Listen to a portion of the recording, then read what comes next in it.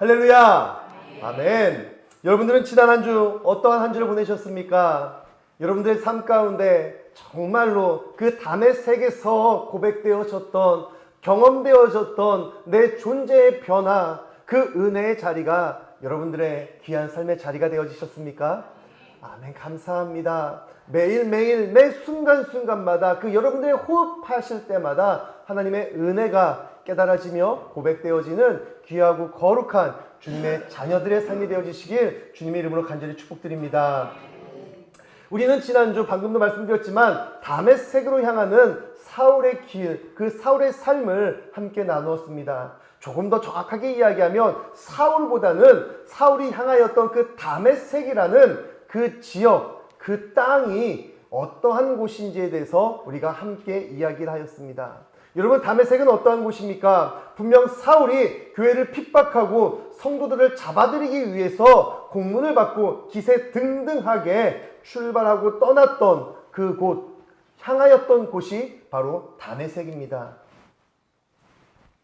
이따가도 또 다시 한번 말씀드리겠지만 어찌 보면 사울은 자신의 성공을 위해서 나아갔던 그곳이 바로 다메섹이었습니다.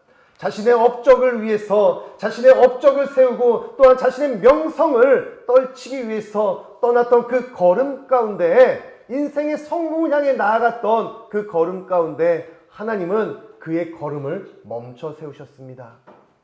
성공을 향해 가던 사울은 어찌 보면 이것이 멈춰섬이 실패와 좌절이 되어질 수도 있었겠지만 하나님은 그 멈춤을 실패와 좌절, 포기가 아닌 새 사람으로 거듭나며 영의 사람으로 다시 거듭나게 하시는 멈춤의 시간이 되어졌습니다. 다메섹은 자신을 돌아보며 예수님의 음성을 듣는 곳, 내 삶의 변화가 되어서 세상의 눈은 감기고 하나님을 바라보는 영적 눈이 떠지는 바로 거룩한 장소가 다메섹이 되었습니다. 여러분들의 다메섹은 어디이십니까? 오늘 우리 교회가 바로 그러한 다메섹이 되어지기 원합니다.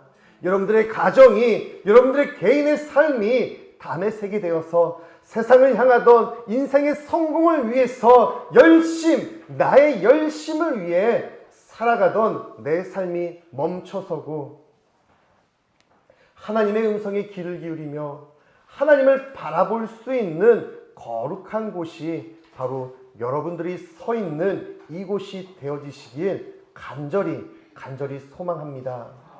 오늘 이 시간 다시 한번 우리가 동일한 본문이 되겠지만 이 본문을 통하여서 이 다메섹에서 나타난 두 가지의 길을 함께 살펴보고자 합니다. 우리 PPT 좀 함께 띄워주시면 감사하겠습니다.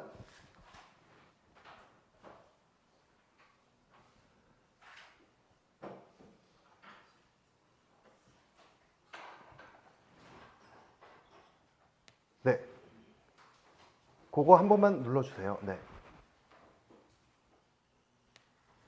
네. 우리는 인생의 길 위에 서 있습니다. 자, 사람들은요, 기분이 좋으면 뭐라고 이야기합니까? 내가 어디 위를 걷는다라고 이야기를 하죠? 하늘 위를, 구름 위를 걷는다라고 이야기를 하는 사람들도 종종 있습니다. 근데 여러분 진짜로 하늘 위를 걸어보신 분 계십니까? 비행기 위에서 걸은 거 말고요. 네. 구름 위를 걸어보신 분 계세요? 아니면 물 위를 걸어보신 분? 아마 그러면 예수님과 동급일 것 같은데 그러신 분은 아무도 안 계실 거예요. 분명 우리가 기분이 좋을 때 하늘 위를, 구름 위를 걷는 것 같다라고 이야기를 하지만 그거는 나의 기분을 비유로 표현할 뿐이지 우리는 아무리 기분이 좋아도요, 아무리 기분이 나빠도 우리는 결국 길 위에 서 있습니다. 그 길은 그런데 단순한 한 장소에서 다른 곳으로 가는 물리적인 길이 아닙니다. 그 길은 곧 나는 무엇을 향해 살아가고 있는가, 나의 삶의 방향, 나의 신앙의 목적을 보여주는 영적 여정이 되어짐을 여러분 잊지 마시길 바랍니다. 자, 오늘 본문은 우리에게 두 가지의 길을 보여주고 있는데요. 각 길은 우리가 무엇을 향해 또 살아가는지를 보여주고 있습니다. 하나의 길은요, 바로 기세 등등하게 다메섹으로 향하는 사울의 길을 보여주고 있고요. 또 하나는 그곳에서 그 도를 따르는 사람들, 즉 그리스도의 도를 따르는 성도의 길을 우리에게 보여주고 있습니다. 그 시절 그리스도인들에게 사울의 존재는 어떠한 존재였을까요? 딱 사울이 나타난다라는 이야기를 들었을 때 바울 말고요, 변화되기 전에 바울 말고 사울의 존재는요, 아마 성도들에게 교회에서는 굉장히 공포의 두려움의 대상이 되었을 것입니다. 스데반 집사의 순교 현장을 지켜보던 그는요, 그 죽음을 마땅히 여겼다라고 이야기합니다. 그리고 그 죽음을 위해 누구보다 열심히 성도들을 결박하며 감옥에 가두었던 사람, 그 사람이 바로 사울이었습니다. 사울이 다메섹으로 온다는 소식을 들었을 때 그리스도인들은 어떠했을까요? 이제 끝이구나. 그러한 두려움에 자포자기하며 포기하는 그러한 사람들도 있었을 것입니다. 하지만 어떠한 사람들은요, 스데반 집사처럼 담대히 복음을 전하는 그 믿음의 길을 더욱더 힘차게 걸어가는 사람들도 있었을 것입니다. 어떠한 선택을 하든지 간에 그들 안에는 분명한 것은 사울을 향한 두려움과 공포가 있었다는 것이죠. 하지만 반대로 사울은 두려움에 차서 그 길을 걸어간 것이 아니라 승리감에 차 있는 걸음이었을 것입니다. 내 자신이 옳다고 하나님을 위한다고 확신하며 다메섹으로 향하고 있었습니다. 그러나 그 길은 사실 하나님을 향한 길이 아니라 자기 자신의 길이었던 것이에요. 자, 그럼 먼저 우리가 사울의 길을 살펴보도록 하겠습니다. 자, 사울은요, 빌립보서 3장 5절에서 6절에 그는 그렇게 이야기를 합니다. 나는 8일 만에 할례를 받고 이스라엘 족속이요 베냐민 지파요 히브리인 중에 히브리인이요 율법으로는 바리새인이요 열심으로는 교회를 박해하고 율법의 의로는 흠이 없는 자라 라고 자신을 이렇게 소개하고 있습니다. 하지만 사울은 단순한 바리새인이 아니었어요. 그는 당시 유대 사회의 젊은 엘리트로서 성공의 상징이 되어지는 인물이었습니다. 그는 학문의 도시 다소 출신이기도 하면서요, 로마 시민권자였고요, 당대 최고의 스승이었던 가말리엘 문화의 제자로서 그는 혈통과 학문, 권위, 이 모든 것을 다 갖춘, 삼박자를 다 갖춘 그러한 성공하는 사람이었습니다.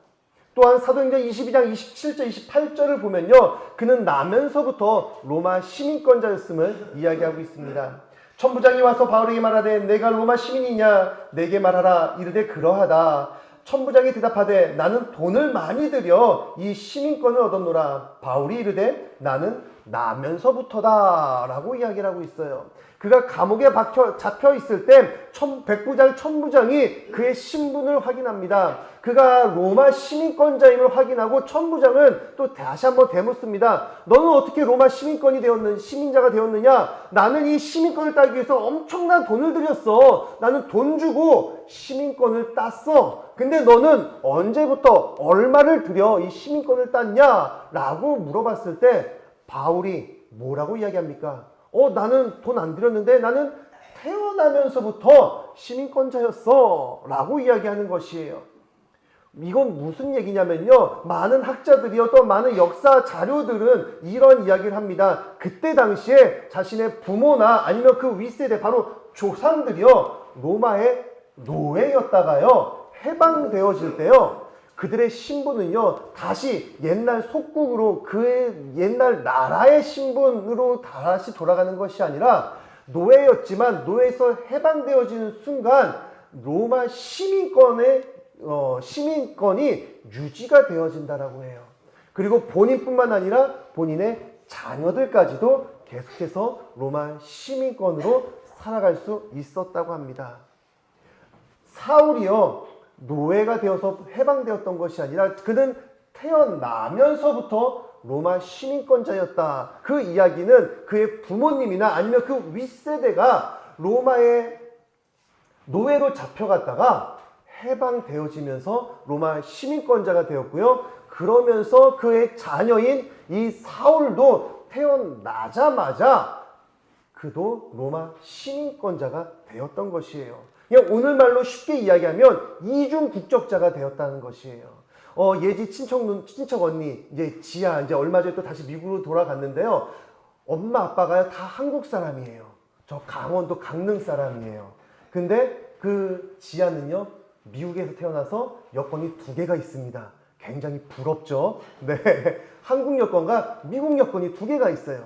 즉, 이중 국적자라는 것이에요. 이 사울도 그러한 케이스가 되어졌다는 것이죠.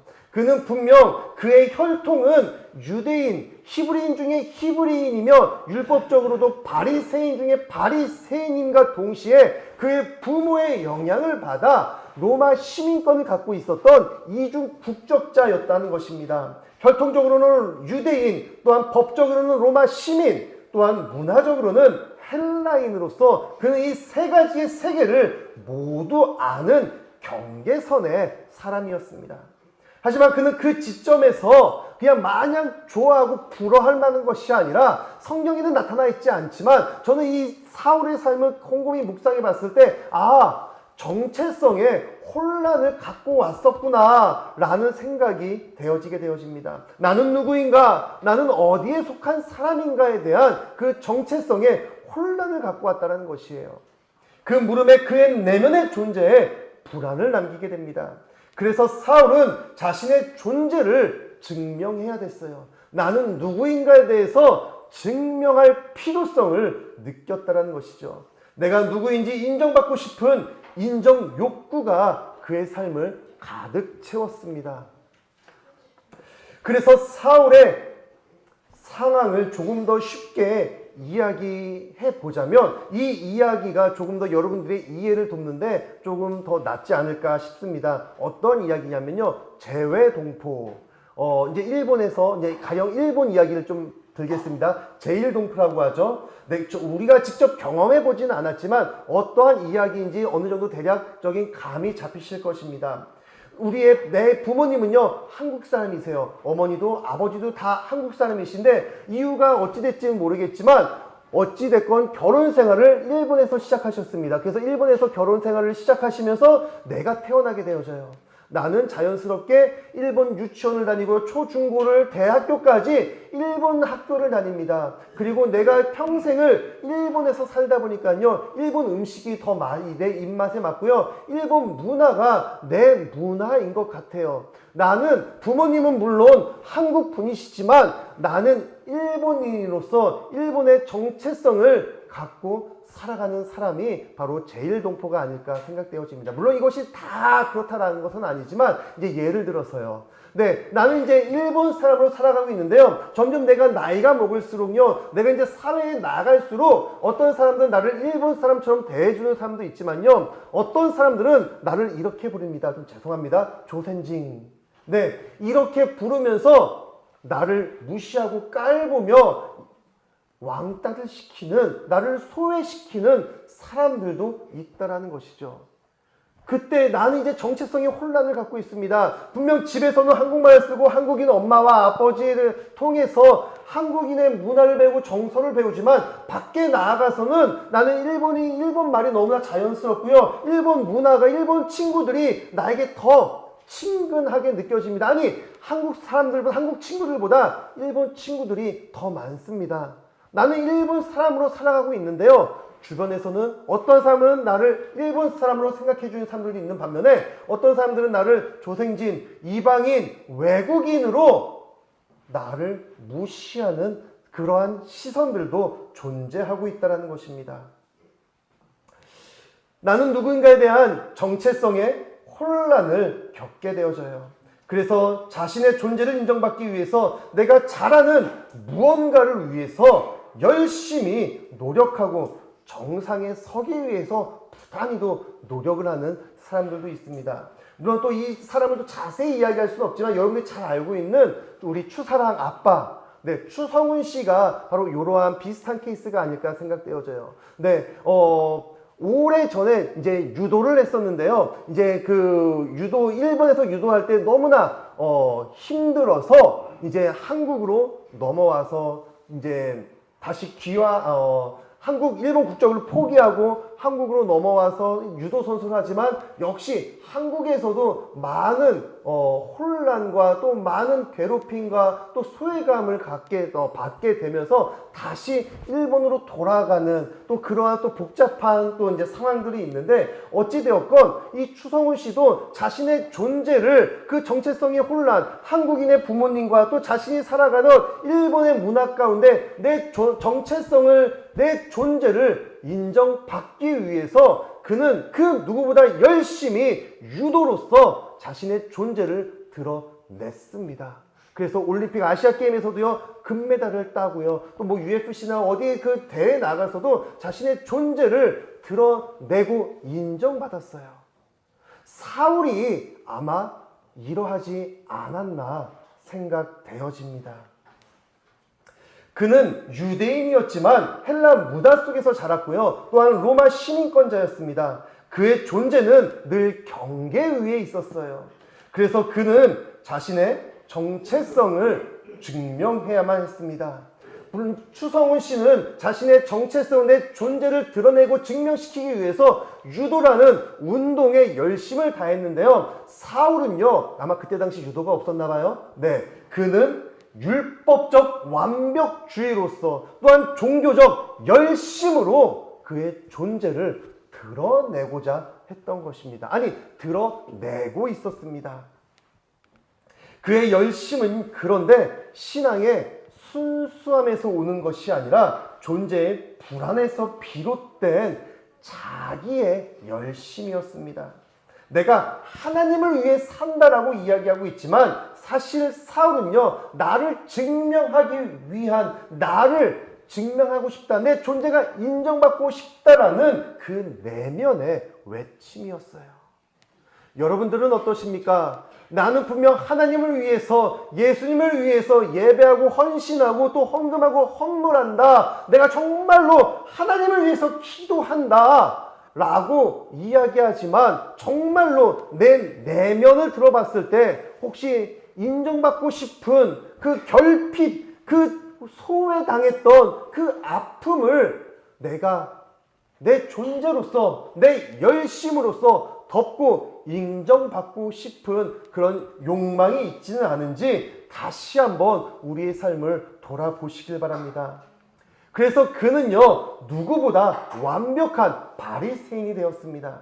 그 열심은 하지만 결국 박해의 칼날로 변하게 되었어요. 그의 길은 하나님께 나아가는 길이 아니었습니다. 분명 그의 걸음은요, 하나님을 위해서라고 이야기를 하고 있지만 오직 자기의 의를 쌓는 자신의 명성을, 자신의 업적을 위해서 열심을 내어 걸어가는 길이었던 것이에요. 그는 하나님을 위해서 싸운다고 믿고 있었지만 실상 그는 하나님을 대적하는 길을 걸어가고 있었습니다. 종교적 열심이야말로 내가 내 존재를 인정받고 또한 내 존재를 증명할 수 있는 최고의 선택이라 생각을 했고요. 또한 나름대로 사울은 인정받고 잘 나가는 인생, 성공하는 인생을 살았습니다. 다메섹에서 드러난 사울의 길이 바로 이러한 길입니다. 세상의 성공을 위해 나아가는 길. 그는 하나님을 위해서라고 외치고 있지만 교회의 허락, 대제사장들의 허락을 받고 인정을 받고 나아가고 교회를 향해 나아가고 있지만 그가 나아갔던 교회를 향한 걸음은 오히려 하나님을 괴롭게 하고 성도들을 핍박하는 대적의 길이었던 것입니다. 자, 이와는 반대되는 그 걸음을 이제 살펴보도록 하겠습니다. 어떠한 걸음입니까? 바로 그 도를 따르던 성도의 걸음입니다. 그리스도인의 길. 사울이 잡으려 했던 사람들을요, 성경은 이렇게 기록하고 있습니다. 그 도를 따르는 사람들. 여기서 도는요, 호도스라는 단어를 사용하는데요. 이는 단순한 길을 이야기하는 것이 아닙니다. 바로 이 호도스는 삶의 방향, 존재의 방식, 하나님 나라의 질서를 뜻하고 있습니다. 그리스도인의 길은 자신의 확신을 갖고 가는 길이 아니라 바로 순종의 길을 걸어가는 것입니다. 자기의 의의 길이 아닌 은혜의 길이라는 것이에요. 그 길을 따르는 사람들은 세상에서 조롱을 받았지만 하나님께는 진리의 복음의 증인이 되었습니다. 그들은 세상의 성공이 아니라 십자가의 순종을 선택했던 것이에요. 그들의 순종은 자기 자신의 확신에 차 있었던 것이 아닌 그리스도의 확신으로 하나님의 섭리에 대한 확신이 채워지는 삶을 살았습니다. 하지만 자기의 의를 걷는 사람들은 어떠합니까? 누군가가 볼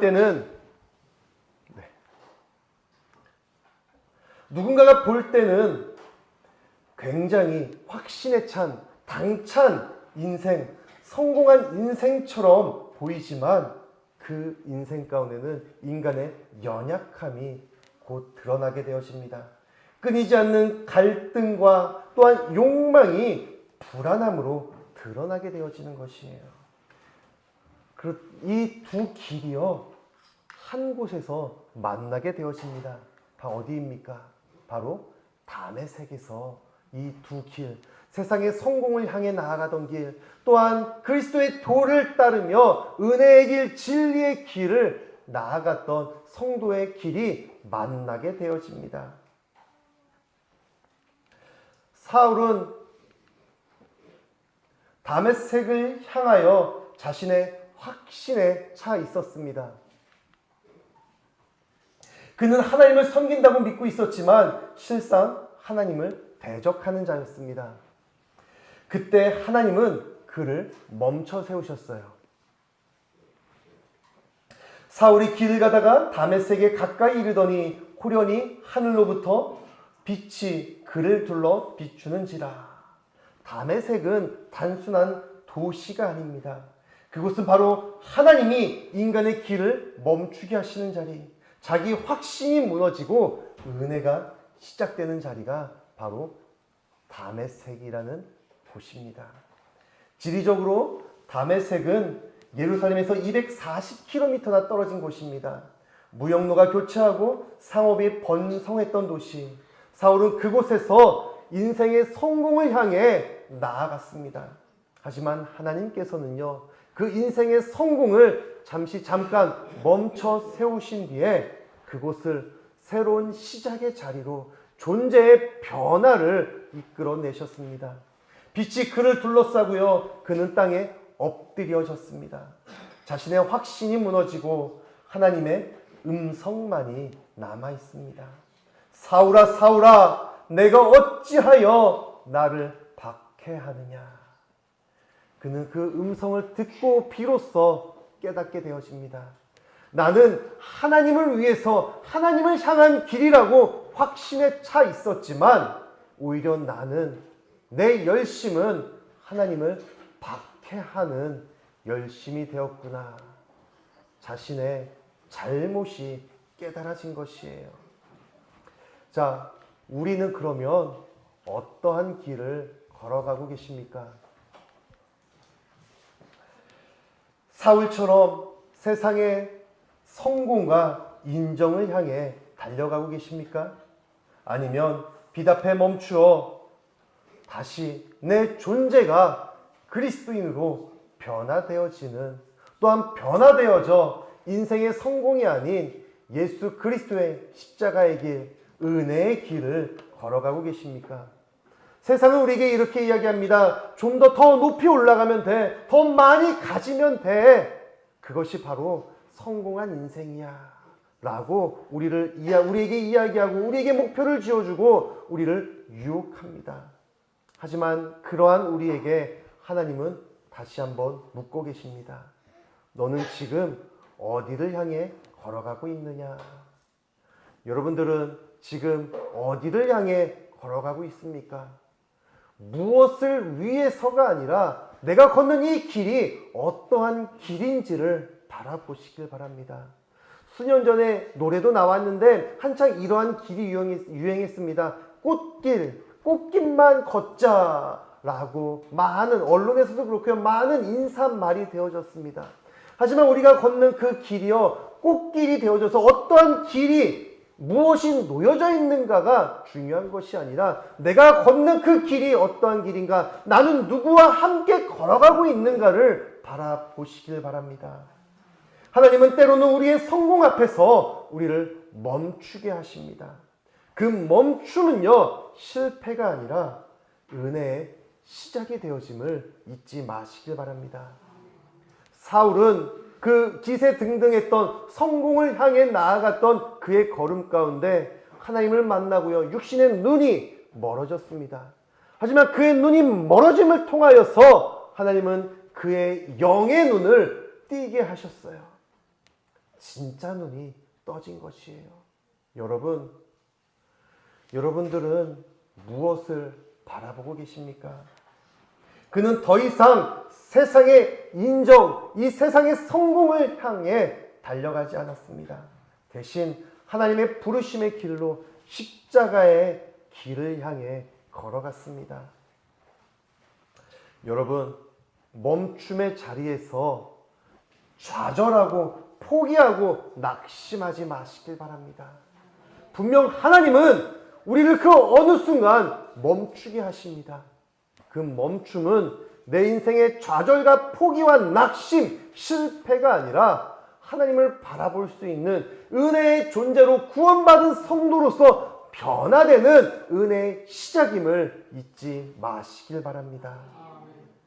그 길을 위해서 때로는 좁고 어둡지만 그 어둠을 밝히시는 예수 그리스도의 빛을 바라보시며 여러분들의 삶의 걸음을 기쁨과 감사함으로 또한 함께함으로 힘차게 걸어가시는 믿음의 길, 은혜의 길을 걸어가시는 우리 가산감리교회 모든 성도님들, 우리의 자녀들이 되어주시길 주님의 이름으로 간절히 축복드립니다.